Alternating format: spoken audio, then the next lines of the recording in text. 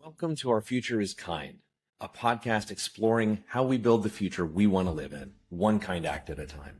I'm your host, Michael G. Neece, president of Our Future is Kind, and your trusted companion as we search out kindness strategies we can use in our everyday lives. Together, as we chase the idea of building a kinder future, we will interview experts in kindness, in building, human motivation, corporate culture building, relationships, plus politicians, artists, and those with a vision for a healthy and kind future, one we all want to live in and deserve to enjoy together. In addition to interviews, we will consider positive depictions of humanity's future in art, literature, the movies, and media. And we will issue kindness challenges each week, give an update about Our Future is Kind, the company, and what it's doing to stay true to its mission. So, let's dive in. Today's guest is going to be one of my favorite guests of all time. I can tell you right now, her name is Marley Parker. And if you've wondered what it's like to be a real world adventurer, to go to exotic places, to use your curiosity to guide your life, this is a conversation you're going to want to tune into, and you're going to want to reach out to her once we are done. So Marley Parker, welcome to the program. Thank you so much, Michael. I'm really excited to be here, and thank you for that epic intro. I really appreciate it. Well, that's how I see you, is as this inspirational guide to what life could be like for all the rest of us. But that's how I see you, is as this inspirational guide to what life could be like for all the rest of us. But that's how I see you. Now, I want you to tell everybody who's listening or watching what really makes you, you. Yeah, I think this is a great question. I think I have always been a very curious person. I think a lot of kind of how I've designed my life and how I've created different opportunities for myself has really been based in just this fundamental curiosity about the world and about how different people are around the world.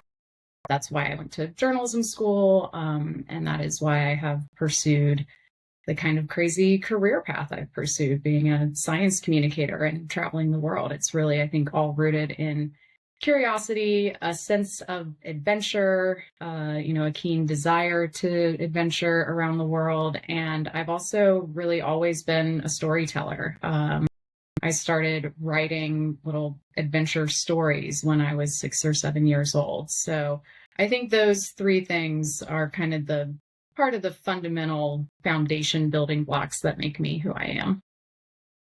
As I follow your adventures and all the cool things that you do, I mean, the list is pretty extensive. I mean, where is the favorite place that you've ever gone to? Or what's the favorite adventure you've gone on? Yeah, that's such a hard question. I get that question all the time from folks, what's your favorite place you've ever been? And there are many that stand out very vividly. And a lot of people assume that Antarctica, is obviously my favorite place because that's the most remote and extreme, part of the world I've ever been to. And Antarctica was an incredible experience. I've also had incredible experiences in the Galapagos Islands and, on a ship in the middle of the North Atlantic Ocean. It's kind of overwhelming to think of how many places I've been and how many of them are very, very remote. But really, I think what it comes down to, and I'm sure what we'll talk a lot about today, is not necessarily geographically where I've been and, what I've done in these different places. When I think about my all-time favorite experiences and what has been most meaningful to me, it's really revolved around the people I've been with, whether that was on a, island in a far-flung part of the Pacific, or, on a boat just a couple miles offshore, or many places in between. It's not about exactly where I am. It's about who I'm with that really makes an experience super memorable and meaningful. That's part of the human experience is who do you know? How do you connect? How do you nurture those kinds of connections? But before we get into that, I have to ask you, you've been in a submersible called 𝐬𝐿VIN, right? You've been in that one? So I have been on an 𝐿𝐵𝐵 expedition, and I actually had the opportunity to get in the water with 𝐿𝐵𝐵. So they were bringing the submersible up from a very deep dive, and the captain allowed me to jump in the water just with my, mask and fins and camera, to film and photograph the sub as it was coming up from this really deep dive. So I've been in the water with 𝐿𝐵𝐵. I have not actually dove in 𝐿𝐵𝐵. There's a bit of a pecking order when it comes to who gets to go in 𝐿𝐵𝐵. It's a very unique and very sought after opportunity that very few deep ocean explorers actually get to do. That being my very first 𝐿𝐵𝐵 expedition, it would have been a little unfair for me to get to dive in the sub because there are people who have been waiting for years to do that. So I hope, that's a huge bucket list item to be able to go on a dive in 𝐿𝐵𝐵. But I kind of need to wait my turn. I've only done one 𝐿𝐵𝐵 expedition, so hopefully eventually I might get that opportunity. But still, it was really cool just to be in the water with the sub and to document that expedition. That was definitely one of my favorites. That was a very cool experience. So let's go back maybe a half step or a step or two, Yeah. and talk about what is it that you're doing? Because, I mean, you're going to cool places, you're with these amazing people that we'll talk about here in a minute, but what is it that people are asking you to do, and what are those fun activities that you get to engage in? You've mentioned storytelling and writing, you've mentioned, photography, videography. Tell us more. Yeah, so the best way to describe my work, generally, broadly speaking, is I am a science communicator. And my specific skill sets that I use most frequently are photography, video production, and writing. And then also doing some things like this, podcast and public speaking and just a lot of outreach. But yeah, my job really is to go out on these oceanographic research expeditions. So working on research vessels in the middle of the ocean. And my role is to document everything that the team of scientists and engineers and deep sea explorers just document everything they're doing, not just for posterity's sake, but for being able to share that science and the excitement of what it's like to do scientific research in the middle of the ocean, to share that with a very broad audience. And that takes a lot of different forms, and, the exact task and different jobs and responsibilities I have always vary depending on the expedition, depending on the ship I'm working on. But yeah, it's a really cool job. The shortest way to say it is I'm an ocean science photographer, videographer, storyteller, I guess. Well, I've seen some of the stories that you've told using drone footage, and you've also talked to me about how you bring this science, bring these observations that you have and the stories that you have to classrooms as well. Tell our audience a little bit about that and the importance of conveying to the younger set what it is that we're doing to explore our own world. Yeah. So we call these ship to shore interactions, or just video calls, ship to shore meetings, whatever you want to say. But yeah, the premise is that while we're out at sea working on the vessel, we will schedule and connect with classrooms all over the world. And it actually doesn't have to just be traditional classrooms. We've also connected with aquariums and museums and summer camps. And during these interactions or video calls, we will show a group of students exactly what we're doing on the ship. We'll show them what the activity on the back deck is. We'll show them video footage from our most recent submersible or ROV dive. And it's a really special, really engaging way to just show students what it looks like to be an ocean explorer and how fascinating the deep ocean is, how much there is still to learn about the deep sea, and yeah, just really share, again, the excitement and the magic and the fascinating aspects of our work. I think it's safe to say we've definitely inspired a lot of kids to grow up to be ocean explorers. I've gotten some questions from students that are quite technical. They want to know exactly what the buoyant materials on the ROV are made out of. And I'm like, okay, you are a future ROV pilot. That's awesome. So yeah, that's been a really fun, very special way to connect directly with mostly young people, but people of all ages around the world, and show them what. I remember being at one of your discussions, a presentation that you did in Carborough, North Carolina, on behalf of Moorhead Planetarium and Science Center. And the audience was filled with people of just all ages. And it was really fun because that sort of thrum, that sort of, I don't know, vibration of excitement from everybody in the group was palpable. You were showing video of you had gone into this zone where the water gets so dark that there are all of these creatures that are swimming around in the dark. And you said something along the lines of, we don't know most of these creatures. And there was an audible gasp from everybody in the room, because it's like we're all children and we're also excited to go on this adventure with you.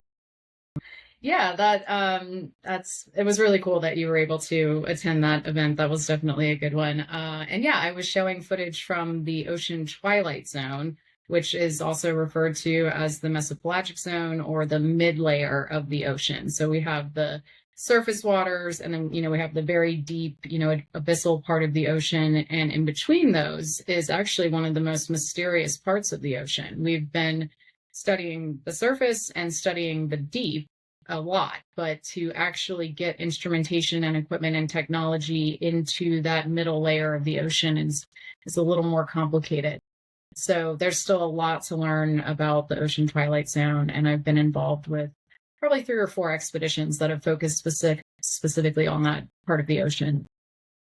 So yeah, I mean, I could talk all day long about the mysteries and the magic of the deep sea. But I know that's not, this isn't technically a science podcast, so I'll try to not ramble too much about that. I think everybody who tunes into this program is also very curious. So, but yeah, I bring that up just because it's magical that you are bringing these moments of, oh my gosh, I didn't know that. I'm a fully grown adult, and now here's Marley telling me these things from those firsthand observations. And so I applaud you. I think it's really fun what you do, but I think you're also really gifted at telling people about it. Yeah, the translation component is important, and I know you know all about this from working at a place like Moorhead Planetarium and just working in the sciences for as long as you have, that we can do all this fascinating research and discover these incredible things, but if we can't communicate that properly, then, it's almost like, what's the point? So a lot of what I do is translate some of the more technical scientific jargon into compelling stories and narratives and things that people can really relate to, regardless of whether or not they have a PhD in oceanography, right? Right. Yeah. So it's wonderful. And a big component of you going out on these big adventures is that you get to spend a lot of time with people, sometimes in really crowded spaces. Can you tell us about what it's like to be out at sea for a long time with a group of people? How do you share that space and stay kind? Because that's my big question. I would think people would be bouncing off of the walls and bouncing off each other. Yeah. Yeah, I think, that's one of the reasons I was really excited to come be on this podcast and just to learn more about your work, because being kind, I think, is the number one role when you're working on a research vessel. We basically have typically around 40 or 50 people working on a ship that is a little over 200 feet long, and we go out into the middle of the ocean for weeks at a time. So it is small, close quarters. You see your shipmates all day, every day. You eat every meal together. The ship runs 24/7 operations. So sometimes we're working at 3 o'clock in the afternoon. Sometimes we're working at 3 o'clock in the morning. Just about everyone's sleep deprived. Everyone's really far away from their friends and family at home. It can be a pretty intense environment. So the more kind and patient that you can be as a shipmate, the better time you're going to have, and the more often you're going to get invited to come back to be a part of an expedition team. I tell people frequently that I'm not, an award-winning, amazing National Geographic photographer. I can take nice photos, but that, the reason I get invited to join these expeditions is, again, not because I'm some amazing hotshot photographer. It's because I'm a good shipmate and a good teammate. And yes, I do have some technical skills with photography and video and science writing, but really the most important thing is that I can be a good, reliable, patient, and kind shipmate. Okay, so everybody in the audience, disregard a little bit of that, because honestly, Marley is great at what she does. If you have a chance to get to her website and take a look around, see her past work, it is breathtaking, some of the things that you were able to bring to the general public. So when it comes to interacting with all of these different people, you've got 40 or 50 people, you're out there for weeks. Do you find that, especially after a certain amount of time, are people starting to get a little bit threadbare? They're starting to get a little bit kind of rough around the edges. What are your strategies for handling any situations that come up when people are not maybe at their best? Yes, that is an excellent question. And that definitely happens. I think we all start the expedition really gung-ho, really excited. And then after weeks and weeks of being at sea, we are all pretty exhausted. We try to keep going, 100 miles an hour, full speed ahead the whole time we're out there getting as much work done as we can. But definitely by the final few days, people are pretty tired and ready to go home. So a couple things, with my specific work of doing, the documentation and, the documentary storytelling of the expedition, I know that people are going to get really tired and lose energy and lose steam as we get further along. So I often try to take a lot of photos, do the majority of my interviews, get a lot of the filming and footage that I need in the first week or two of the expedition. I try not to plan to interview people right at the end of the expedition because they're just so tired and they don't want to be on camera and they don't want to talk. They're brain dead, and that's totally understandable. So I've learned doing this so many times now that it's better to get people while they're fresh, while they're excited, while they've got the energy to be on camera and do all that engagement. But then, yeah, inevitably there are totally times when, despite all good intentions and despite being friendly, there can be moments that are kind of tense, just because someone's really tired and they maybe don't mean to snap at you, but they do. Or I've had moments where I've gotten frustrated or exasperated with someone. And I think the best kind of thing I've learned from that is to just take a breath and just pause. I call it pause for the cause. You've got to just step back and think, okay, I'm tired. We've been out here for a long time. That doesn't mean I need to be angry or frustrated or, throwing a fit. So yeah, just taking a moment to reset, pause, take a breath. You're like, you know what? I'm sorry. I didn't mean to snap at you. I'm just tired. And I think generally shipmates are pretty understanding when one of us does do that. We all do it. We're all working in this very intense, high stakes work environment. So there is a level of understanding and just owning if you do offend someone or say something rude or, make a misstep, to just own it, apologize, and move forward because there's still a lot of work to do. But I think in the moment, if it's a kind of tense situation, just taking a pause is one of the most helpful things. Time does seem to allow us what we need to reset and then try to live our values again. Does that sound right for this situation? Yeah. Of course, in an ideal situation, we would all just be living our best versions of ourselves and be incredibly patient and kind and never make a mistake, but that's not, the reality of being a human, and we are fallible, and we're especially prone to that when we're put in very intense environments, or sleep deprived, or when you're very seasick. There's just a lot of different factors that can play into someone not being the very best, most idealized version of themselves when you're in the middle of the ocean. So, yeah. So can you talk a little bit about leadership on these expeditions? And have you known leaders who've been able to set a really good tone so that there is more trust, there's more kindness? Have you ever had leaders who haven't really set a tone that felt good for you? Yeah, absolutely. I've actually had that both of those experiences this summer. At the start of the summer, I worked with an expedition leader who I've sailed with multiple times. We were looking for shipwrecks in the Great Lakes, and that was a phenomenal expedition. And what made that expedition so special and so successful was his excellent leadership. He was just, and I've sailed with him multiple times, but I really appreciate how, just because he's technically the head of the team and is our expedition leader, he doesn't, have a big ego or carry a chip on his shoulder or think that he's better than everyone else. He is constantly seeking input, seeking advice. He would come to me and the deputy expedition leader and say, "What do y'all think? How should we do this?"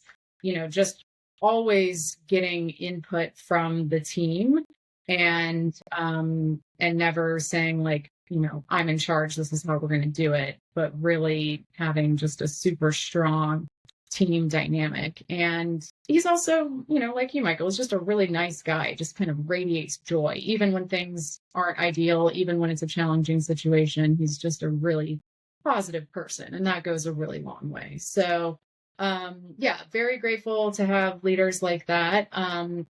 But then, yeah, I've also worked with some folks, especially during the COVID years, that were pretty challenging. Just a lack of communication, or not very clear communication, a lack of that, kind of positivity, a lack of seeking input and, feedback from the team.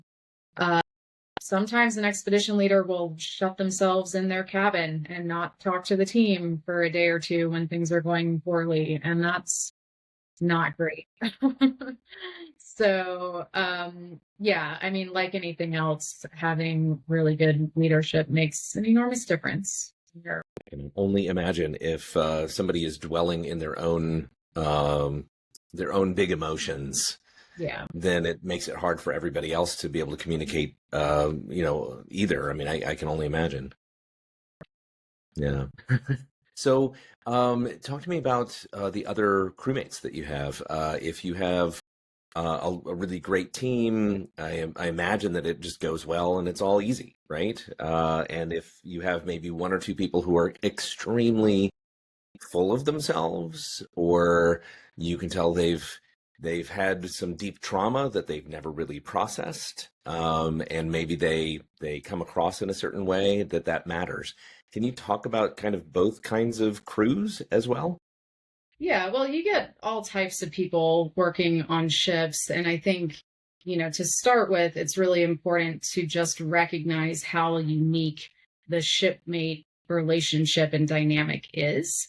We are not just colleagues. A lot of us, we get to know each other very, very well. Again, we spend 24/7 together. We sleep in bunk beds. It's kind of like summer camp for adults. Like you have a roommate, you're again living in close quarters. We talk a lot, we get to know each other really well. So there's very much this feeling of friendship and connection. So, but we're also all professionals and we're here to work. So we're colleagues, we're friends. Some of us have sailed together multiple times. Some of us are just meeting for the first time. So some of us have kind of previous shared experiences and histories.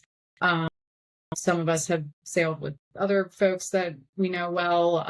So there's just, in that way, it's kind of like this family dynamic. If you've sailed with people multiple times, their, little ticks and all their crazy things. And yeah, I think it's just very different from a traditional office environment. When I worked in an office, I would hang out with my coworkers during the day, but then I would leave and go home and be with my friends or family and, get away from them. You never get away from your shipmates. So, yeah, we see each other at all hours of the day and all states of being. And yeah, I wouldn't say, the way you kind of phrase the question makes it seem like there's people you get along with and there's people you don't get along with. And there's some truth to that. But people are complicated, and especially people working on ships and working the long hours and doing the really intense, amazing, but also, hard work that we do, it can be really challenging. And even my very favorite shipmates, who I also consider to be very good friends and trust with my life and love sailing with them, with all the people that I'm visualizing in my mind right now, with each of them, I've had a moment of being like, oh my God, I can't believe you. I can't believe you're saying this right now. I can't believe you're doing this right now. Like, you still, even with your best, closest shipmates, you will still have moments of extreme frustration or, just not wanting to be around them in that moment. So, yeah, that's, again, we have to be patient and accepting and forgiving when I or one of my shipmates is not being the best person we can be in that moment. Just gotta accept that and roll with it. One of the biggest things when it comes to working on ships is being adaptable. And that can mean adapting to the state of the ocean. That can mean adapting to your shipmate having a really bad day, and sometimes that's because of something they're dealing with at home, or things aren't working as they should be on the ship, stress, anxiety, whatever. Or yeah, sometimes people have personal issues going on, and trying to navigate that while you're working in the middle of the ocean can be a big challenge. So I think patience is one of the biggest things, is being patient with each other. Yeah. You've talked to me one time about rough seas. And I just wanted to ask a very quick question about that, because to me, it's, the idea of going out to sea sounds really romantic and amazing and so cool. But I remember you talking to me about, like, you have been on some really rough oceans and it's lasted for hours and hours. Tell us a little bit about that. What's that experience like? Yeah. Again, people assume that the roughest ocean sea state I would have been in would be crossing the Drake Passage to Antarctica. That's some of the most notoriously rough seas on the planet. In my experience, the Drake Passage is nothing compared to the North Atlantic. By far, the roughest seas I've ever been in were in the North Atlantic, about 500 miles northwest of Spain and southeast of Ireland, or southwest of Ireland. Yeah, we went through 3 major storm systems, and I'll never forget it. And, the best thing I can say about that experience is I will never forget those shipmates either, because we literally went through hell at sea together, and had to physically hold on to each other at times to keep from falling down. Many comical moments of sitting in the mess hall trying to hold our plates on the table, and at one point the ship rolled and all of our plates and cups just slid off the end of the table and crashed in this cacophony of sound, and we were just like, what are we doing? But you just have to laugh at it, right? It was just so ridiculous, the amount of rough weather and bad seas we were in. So yeah, I'll never forget that expedition, because my shipmates were incredibly resilient, hardy sailors, and we got through that together. And it's just one of those, not traumatic experiences, but definitely a solid bonding experience. Well, it's it's fascinating that a lot of the things that you've already mentioned, I think probably strengthened a lot of that resilience. I mean, the initial, that sort of honeymoon period of you're just out to sea and it's in that first week and you're bonding and you're getting all of that trust together. You're being patient. You're learning how to forgive each other. Your nuanced, variable behaviors and whatnot. And then suddenly you're in the storm. So it sounds like maybe that helped fortify and get you ready for the storm. Yeah, I mean, I've just been doing this work for years and years now. I've done over 24 expeditions. So at that point, I had been in rough seas before. I'd, sailed with lots of different people before. But my poor roommate on that expedition, it was her very first time at sea. And I just had to be like, I promise it's not always this bad. And also, you're so tough for dealing with this weather and dealing with these conditions. And if you can handle this, you can handle anything. So, yeah. So I want to highlight one important thing because I always find it fascinating and very important to bring up. You are a woman and you are in an industry, in a profession where probably there are not a ton of women. Can you talk to us a little bit about advocacy, allyship, role modeling for each other, finding the right mentors? Can you talk a little bit about what it's like to be in that circumstance? Yeah, absolutely. I appreciate that question. Something that my shipmates and I talk about very often is how to be a woman working in a male-dominated space. One of the expeditions I just mentioned earlier with our really great expedition leader earlier this summer, I think we had a team of maybe 30 people on board. And I think I was one of 4 or 5 women on that one. And I have been on a ship, a much shorter thing. It was just a couple of days offshore where I was the only woman working with 12 other men. So yeah, I think more and more women are getting into ocean science and engineering. There's a lot of opportunities. I have also sailed with some truly incredible women. And one of the organizations that I work for most regularly is the Ocean Exploration Trust.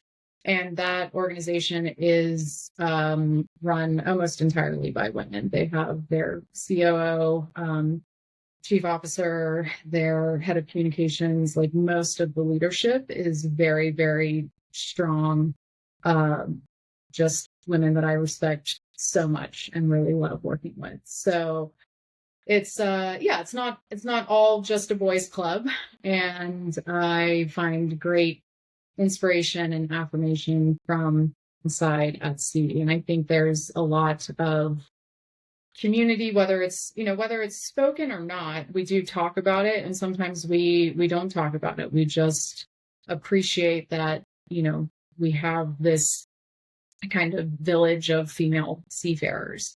I also want to mention that compared to my shipmates who are trans or non-binary, I have several shipmates who fall into those categories, and their experience is much tougher.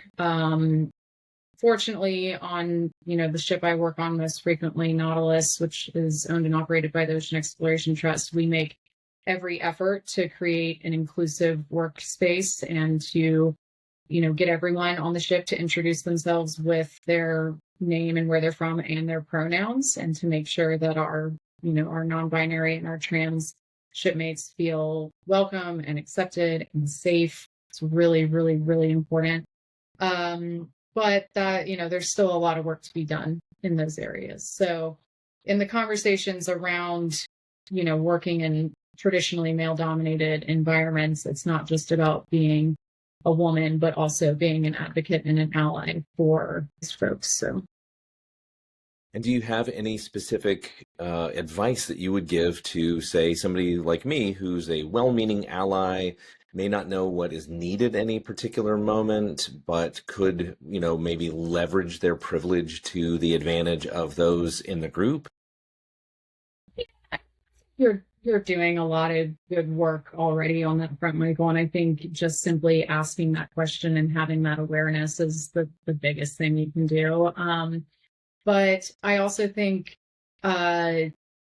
listening and creating space for other folks to share their story, which I think, again, you're doing on this podcast, inviting people on different backgrounds, whether it's, they have different sexualities or gender identities or, whatever, but just giving them space to share their story and to share their experiences, elevating their experience is, I think, one of the most important things. Well, you've certainly served as a role model for my 3 daughters, and I'm always excited to hear more about your adventures so I can go and tell them, check out what Marley's doing now. So thank you for being that role model, especially for people who might want to join and do some of the science with you. Yeah. Well, we have internships, we have opportunities. They do have to be over 18 to go to sea, but if they are interested in coming out and doing some ocean science, there are increasingly more and more opportunities for young people to come out and work with us. So I'll be happy to share some of the links to those things if you want to share that with the podcast. Sounds great. So now I'd like to take you into the space of our Future is Kind podcast. We usually do this thought experiment where you and we're going to hop into a spaceship, time ship, and we're going to go forward 100 years. We can land anywhere on Earth, and I'm just going to tell you, we did everything right for those 100 years. Everything went as well as it could possibly go. We step out the doors. What are you looking for to see that we got it right? I think this is a great question. And I think what I would want to see personally is just people hanging out outside, not attached to their phones. I think one of the most wonderful things that we could do for the future of humanity is to stop living our entire lives online and stop being so deeply connected. I think we're going to have a serious reckoning with the internet to be able to build a brighter, healthier, and more balanced future for humanity, honestly. I had an interesting experience during my most recent expedition. I just inadvertently destroyed my cell phone. It went to the bottom of the ocean. And so, the first time I've not had a phone in a long time. And yeah, I just didn't have a cell phone for the last 2 weeks of that expedition. And it was obviously very frustrating, very annoying to not have the level of connection that I typically have when I'm on the other side of the world. But I did this little, what's called kind of cognitive reappraisal, where instead of focusing so intensely on the fact that I didn't have my phone and I was so frustrated about not being able to communicate with my phone, I took a step back and said, all right, how can I look at this more positively? I spend too much time on my phone anyways. We all spend too much time on our phones. So since I don't have a phone and I can't just be on social media or texting friends at home or constantly checking my email, what can I do instead? And I decided I would just focus all the time that I would spend on my phone, and I would spend that time reading. So I read 9 books during that expedition because I didn't have a phone. And instead of sending quick little kind of thoughtless, mindless text messages to my partner at home or my friends at home, I would write emails that were more thoughtful and kind of more intentional and longer than just a couple of text messages would be. So I tried to, just kind of reshift my mentality about not having a phone and look on the bright side of that to not be quite so miserable without having. So if we go out of this time ship and we see people who are really engaged with each other and engaged with not like wasting their time scrolling, right? Then that's one huge signal that we've gotten it right. Yeah. And just more time outside. I know that that's something that you enjoy and think is important to highlight as well, that we spend too much time on our devices. We spend too much time indoors in front of screens. I think having some level, leave your phone and go for a hike. Leave your phone and go have a picnic outside with your friends. Like, just more direct person to person connection that doesn't involve screens, and more time outside. I think those would be really, really helpful for a lot of things. Love it. Oh, that's great. So I completely put the deck of cards in our favor, right? I said we did all the right things to make this great future. What are all those right things? Oh man. Small question, right? Easy, right? Solve all of our problems in the world. Yeah, I mean, well, like I just said, having some sort of reckoning and, finding a better balance with how much time we spend online. So really, shifting away from so much of our life revolving around what we're doing online, would be one.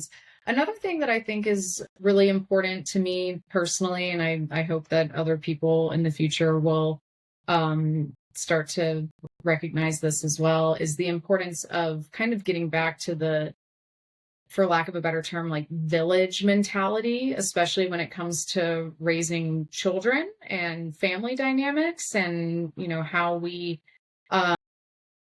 raise young people and inspire and encourage young people. I connect with young people all the time through both my expedition work and going and talking to college students about career paths and doing mentorship work and, helping my friends out with their kids. And those are all really important, special things that I do, but I am not a parent. And I don't actually care to have children. I'm not planning to have my own children, but I am very keen to help my friends raise their kids and to help inspire all these young kids who might want to become ocean explorers and to connect with them. And I just think, a little shift away from the traditional family values, the traditional family dynamic. My friends are queer, and so they are, having to be pretty creative in how they even have children or how they, create family. And I've found that really inspiring. And I hope that we will see more and more of that as time goes on, that we don't have to just be in our own nuclear family bubbles and it's just, your people in your house and you figure it out and whatever. I think having a broad, inclusive, more creative idea around family and raising kids and all of these things, if we can bring back more of the village mentality, I think that would also be a really powerful thing. It's absolutely lovely. When I was living in Hawaii for a short time, it seemed to me that was an awful lot of the culture, was this general attitude that I was observing of like, all children are my children, and the children have that attitude of like, all adults are the trusted ones who can help me, right? Yeah. So I spent a lot of time in Hawaii for my work, and I've definitely, you can feel that everywhere you go, old lady you've never met is still your auntie, right. And yeah, there's a lot of respect for elders, and there's very much that more community centric village idea of all of us being connected and helping each other out. So as you're thinking about helping others and being kind in general circumstances where you're in tight quarters and whatnot, what do you do to stay kind? What are the practices that you involve yourself with to try to remind yourself that is one of your values? Yeah, I think a big important thing, especially on the ship, but for life in general, is to take the time to refill your own cup and take the time to, do something for yourself and kind of recharge emotionally and mentally before you've got to, interact with a bunch of people or, do the work stuff, whatever. So, for example, when I'm on the ship, I often wake up pretty early around sunrise before a lot of other people wake. And I'll go up to the top deck and I'll stretch and I'll watch the sunrise and I'll maybe walk a couple tiny little laps around the top deck just to get a little bit of movement. Quiet. It's, usually just me. And that's just a few minutes of the day that I have to myself. And I can just kind of connect with myself, enjoy the, beautiful morning, and then start the crazy marathon of the day of, everything that's going to be happening on the ship. So, and I think a lot of people have those sorts of daily rituals that help them to recharge so that they can have the endurance and persistence needed to get through a really long, hectic workday, and to do that, kindly. It's really hard to be kind if you're totally exhausted and haven't had a single second for yourself, So just finding little tiny bits of time, even when I'm in the midst of working around people 24/7, I find just little micro breaks I can take, whether it's, having a little stretch on the deck at sunrise, or going down to the gym and going for a jog on the treadmill, or sitting and reading my book for half an hour. Those are all things that I do just for me, just to reset, just to re-energize before I need to go work directly with a bunch of shipmates for hours at a time. Just having those little micro sessions with yourself, I think, is really important. So everybody tuned in. Hopefully you're jotting that down in your notes, that you are worth it, that you should be taking care of yourselves, and that bringing your best self to other people is one of the great tricks of, inwardly focused kindness means outwardly focused kindness later on, right? Yeah, I think we're all very quick to shove self-care to the back burner, and, and rituals, and a lot of times those are the first thing to go out the window when life gets too busy. But yeah, you've got to take care of yourself in order to be a good shipmate, especially. But I think that rule pertains to all of life. Sure. And you've brought this up a couple of times. When you're not having a great day, or when things look really like things are not going to go well for whatever reason, you're just in that mindset. How do you stay inspired? And you've mentioned a couple of ways. You've mentioned books a couple of times. So if you wanted to mention, books that you really like, or podcasts, or just anything that helps you be inspired, we want to hear all of it. Yeah, totally. Yeah, I love to read. As I mentioned, I read many, many books just downloaded on my little e-reader. Very grateful for that specific piece of technology these days, because I can't travel with all of my giant bookshelves. But yeah, I pulled a couple of my favorite books off of my bookshelf, since I am at home right now. So great. Yeah. I wanted to share this one. I have given this book to many, many friends and family over the years. It's called 𝐿𝐿𝐿𝐿. Have you ever heard of this, Michael? Not heard of it. 𝐿𝐿𝐿𝐿 by Gregory David Roberts. It's an incredible novel. It's a huge book, but it's well worth the read. I've read the entire thing twice. This is kind of like my Bible. It's literally on my bedside table. And when I need inspiration, when I need comfort, when I have a good friend who's going through a really hard time, I flip through this and find lots of kind of compassion and empathy. It's just a really, really beautiful story about the highs and lows of the human experience. So my number one recommendation would be 𝐿𝐿𝐿𝐿 by Gregory David Roberts. And then two others that I wanted specifically to share with you, Michael, because if you haven't read these books, you should. And I think many people in your audience would like these as well. War of Art. Have you heard of this one? Oh, yes. That is a very good book. Do you know this one? Yeah. And it's a wonderful book. Yeah, one of my good friends gave me his second book, Turning Pro, is also great. So, Stephen Pressfield is awesome. These are really short, easy books. You can sit down and read them in an afternoon. I have reread these a couple times when I was feeling creatively stuck, like really not feeling inspired and not feeling like my best self, and feeling like, what am I doing? Just sit down and read this book again, and it'll just rekindle the fire, So that's a really good one. And then lastly, this is just for anybody who wants to read about an incredible, adventurous woman, West with the Night by Beryl Markham. Have you heard of this book? No, I've heard of this one. A classic, incredible story about a female aviator, pilot, I believe back in the 1950s. She flew all over the continent of Africa by herself.